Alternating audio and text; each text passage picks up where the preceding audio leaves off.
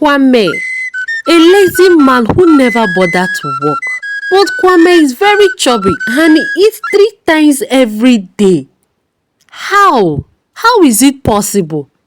Someone that never go to work, someone that never go to farm, someone that is always inside the house, how does he feed?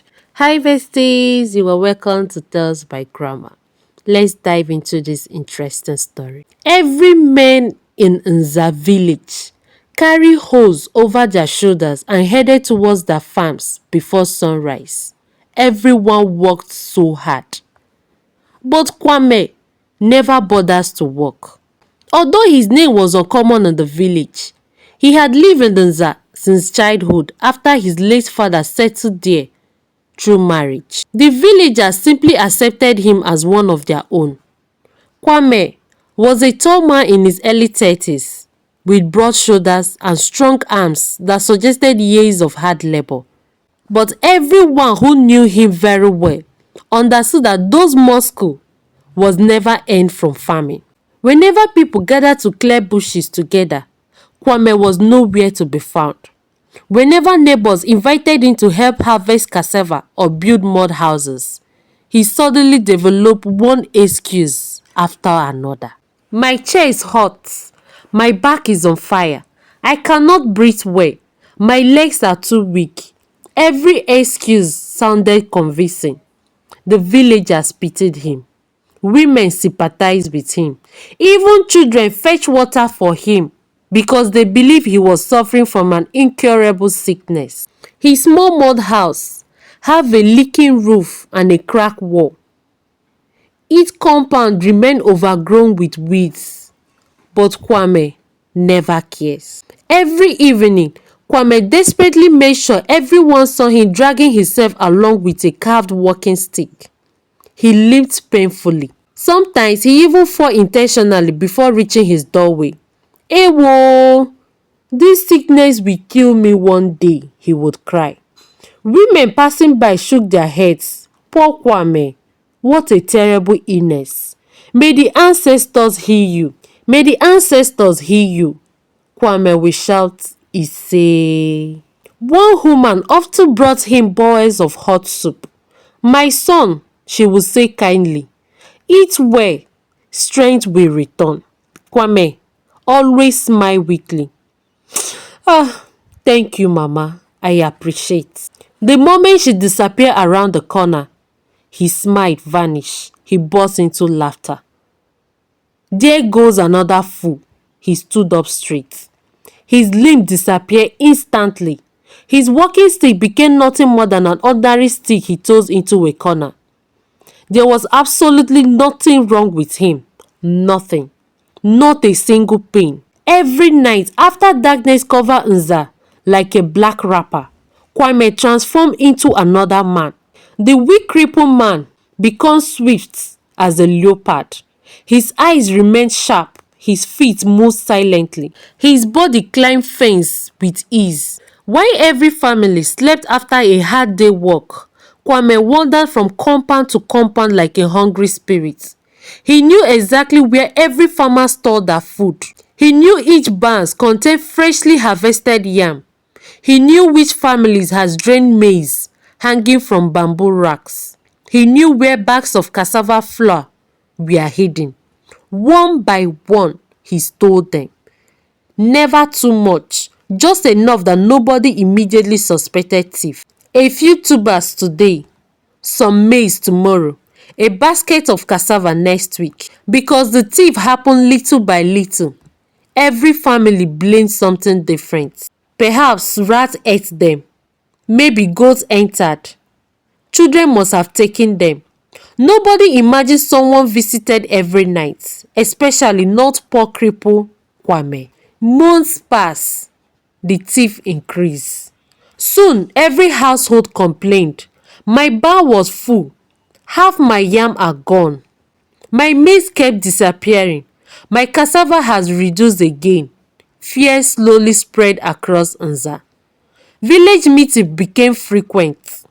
Under the ancient Odala tree, Eze struck his long white beard. This cannot continue. the villagers murmured.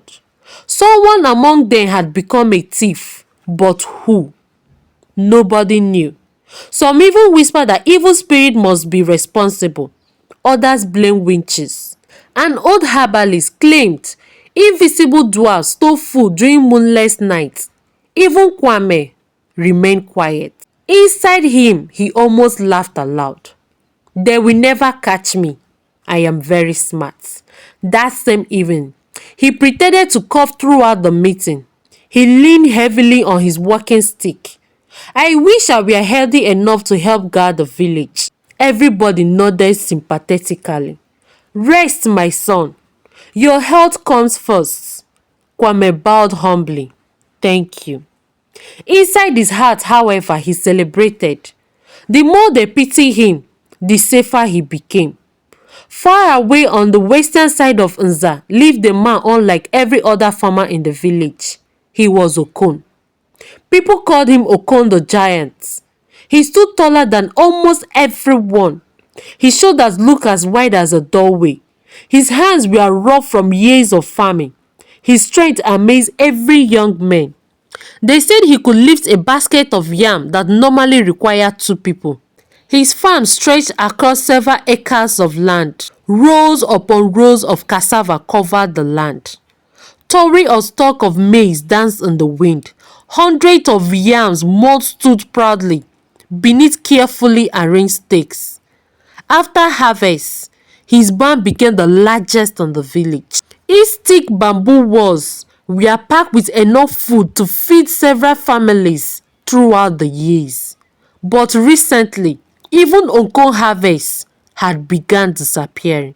He ignored it. He had counted wrongly. Workers took their share. But each morning, more food vanished. This is no ordinary thief. Unlike everyone else, Okon did not blame spirits. He blamed a human being. A thief breathed among us.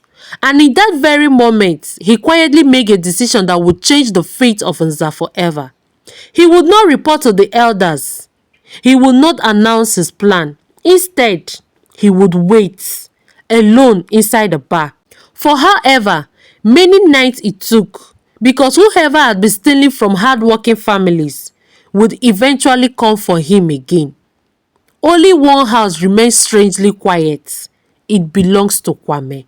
As usual, he waited until he heard footsteps approaching before beginning his daily performance. Ah! My leg! My back! Ah! All my body is paining me. I'm in deep pains. He crawled slowly out of his hut, leaning heavily on his carved walking stick. Every few steps, he paused and held his chest, as if struggling to breathe. A group of women returning from the stream stopped. One of them shook her head with pity. Poor Kwame. Every day his condition became worse. Another woman, Obianuju, sighed. If only the herbalist could find a cure. If only the herbalist could find a cure. Kwame forced a weak smile. My sister, I have accepted my fate. The ancestors have decided this is how I shall live. The women pitied him even more.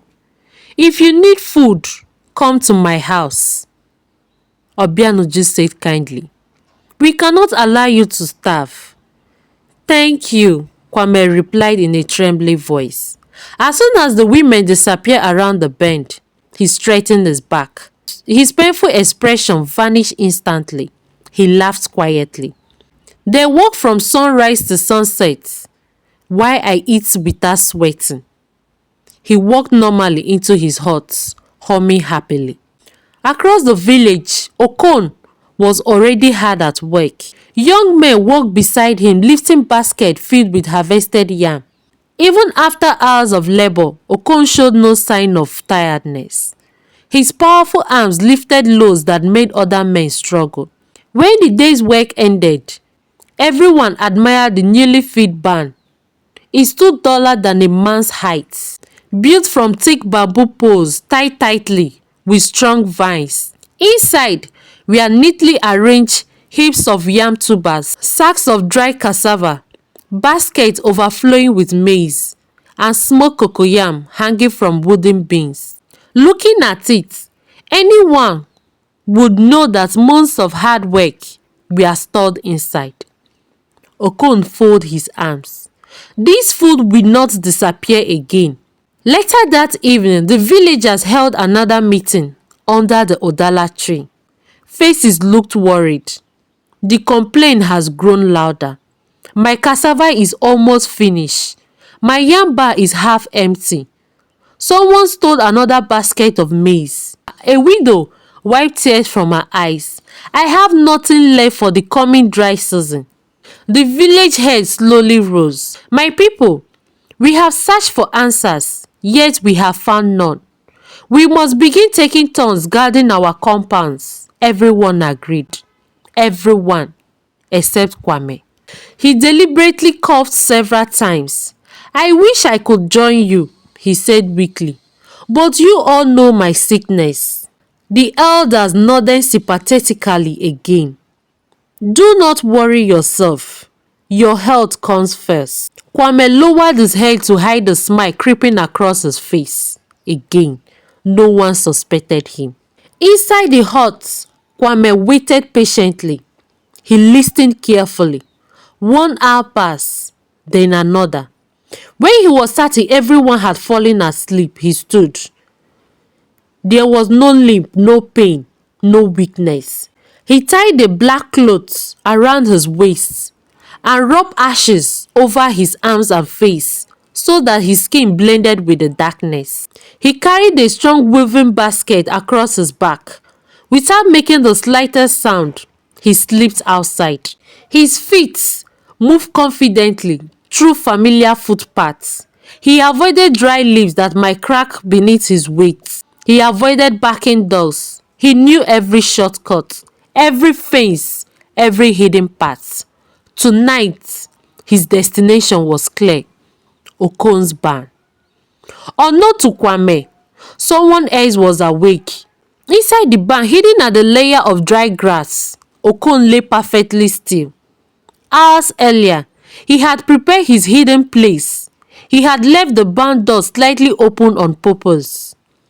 Anyone watching from outside would think the farmer had carelessly forgotten to lock it. But inside, the giant farmer waited. Beside him lay a thick rope from fresh palm fibers. Near the entrance rested a heavy wooden staff. He slowed his breathing. He became as silent as a sack of grain surrounding him. Minutes stretched into hours. Okon waited. I know you will come, he whispered to himself. You have become too bold. Kwame finally reached the edge of the farm. He crouched behind a cluster of banana trees.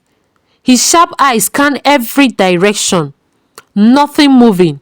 No guards. No lantern. No voice. He smiled confidently. So the mighty Okon think no one dare touch his harvest. He crept closer. To his surprise, the door was slightly open. Kwame's eye widened with excitement. See him, he think he is wise. Giant my foot. How fortunate. He glanced around once more. The entire farm was silent. His heart raced not with fear, but with greed. This is my luckiest night. Woohoo! Slowly, very slowly, he pushed the barn door open. Nothing happened. He stepped inside. The rich smell of dry maize, fresh yams and cassava filled the air. His eyes sparkled. So much food. He began filling his basket, smiling to himself. Another basket of maize, 2 large yams, bundle of dry cassavas. He walked quickly, unaware that only a few steps away, something was under the dry grass. A pair of watchful eyes had been following his every movement. Okon's massive fingers tightened around the thick rope. He waited for just the right moment. The trap was about to close. The silence inside the barn was so deep that even the scratching of a rat could be heard. Kwame smiled greedily as he continued filling his basket. He carefully selected the biggest yam tubers. tied bundles of dried cassava together and poured maize into a large sack. His heart danced with excitement. "This harvest alone will feed me for months," he whispered to himself. He bent down to lift another basket. Suddenly, "Thief!" The voice thundered through the barn like a clap of lightning. Kwame froze. Before he could turn around, a huge figure burst from the pile of dry grass. It was Okon. The giant farmer sprang towards him with the speed of a hunting leopard. Kwame dropped the basket and ran for the door. But Okon's powerful hands grabbed him by the waist. The two men crashed onto the barn floor. Kwame struggled desperately. He kicked, he punched, he scratched, he bit. But Okon's strength was far greater. "You have stolen from the village for too long," Okon shouted. Kwame tried to break free. "Let me go." "You have no rights." "No rights," Okon roared. "This food belongs to hard-working families." Kwame managed to slip from Okon's grip and dashed outside. His feet flew across the farm. Behind him came the heavy footsteps of the giant farmer. "Stop!" Villagers were awakened by the shouting. Everybody grabbed lanterns. "What is happening? Who is running?" "The thief! The thief! The thief has been caught." Within moments, dozens of villagers poured into the narrow path following the sound of the chase. Kwame sprinted towards the bamboo grove. His heart pounded. He had escaped countless times before. Surely he would escape again. But in his panic, he failed to notice the thick tree roots hidden under the grass. His foot struck it. He stumbled. He rolled down a small slope and landed heavily in the mud. Before he could stand again, Okon was upon him. The giant farmer pinned him firmly to the ground. This time, there was no escape. As lanterns surrounded them, the villagers gasped. "Is it Kwame, the cripple?" "Kwame! But he is running. He has no limp. He isn't sick." Kwame's walking stick, which he had carried only for appearance, has fallen during the chase. Everyone stared in disbelief. The widow covered her mouth with both hands. "You deceive us." "I shared my food with you." Tears filled the widow's eyes. Obianuju shook her head sadly. "So all this time you lied, Kwame." Eze stood before Kwame. His face carried deep disappointment rather than anger. "Kwame, look at your hands. They are the hands of a strong man. You could have farmed. You could have built a family. You could have lived with honor, but instead you choose lies. You choose laziness. You choose thief."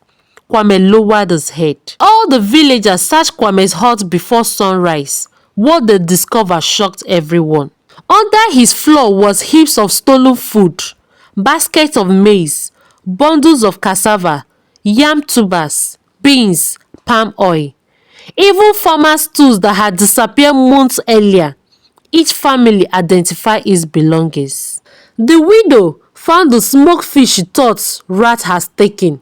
Obianuju recovered her missing basket of cassava. Several farmers found their yams. Everything was brought to the village square and returned to their rightful owners. No one could deny Kwame's guilt. He looked at all the villagers and pleaded for mercy. Thank you very much for watching Tales by Grandma. Please drop your thoughts in the comment section. How funny was this story? I would like to go through your comments. Bye. And please don't forget to turn on the notification button for more interesting stories.